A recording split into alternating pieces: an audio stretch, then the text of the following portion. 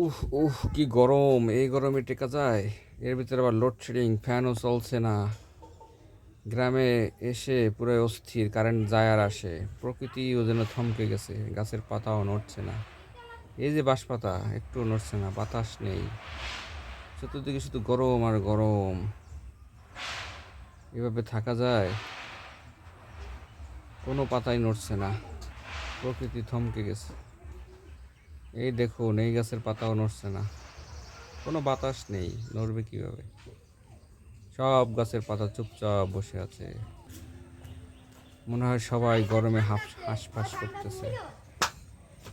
মনে হয় হাঁসফাঁস করতেছে সব কিছু। এত গরমে কিভাবে কি করা যায়? নদীর পানি টলটল, খালের পানি টলমল করতেছে। কোথাও কোনো বাতাস নেই, এত গরম। প্রকৃতিতে এসে বসে থাকবো তাও সুযোগ নেই, বাহিরেও অনেক গরম।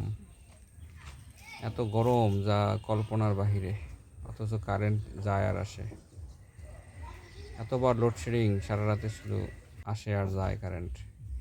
লোডশেডিং থেকে, গরম থেকে বাঁচতে দেখুন হাঁসগুলো পানিতে চুপচাপ বসে আছে। এগুলো ওনার যেন প্রকৃতির মধ্যে বিলীন হয়ে যেতে যাচ্ছে।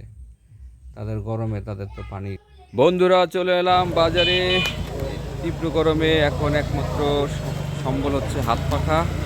হাত পাখা দেখতেছি, এটার ডাটটা একটু চিকন, একটু মোটা ডাট দরকার, যেটা দিয়ে ধরে সহজেই বাতাস খেতে পারবো। হ্যাঁ, এটার ধরনীটা বা ডাট এটা কিন্তু একটু চ্যাপ্টা আছে, এটা ধরে বাতাস করতে আরাম হবে।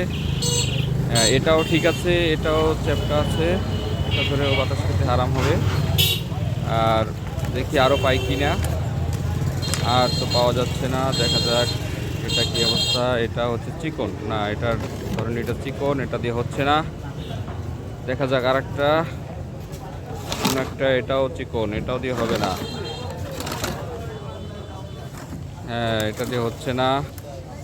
এরকম আরও ভিডিও পেতে আমাদের চ্যানেলকে সাবস্ক্রাইব করুন এবং ফেসবুক পেজকে ফলো দিয়ে রাখুন। ধন্যবাদ।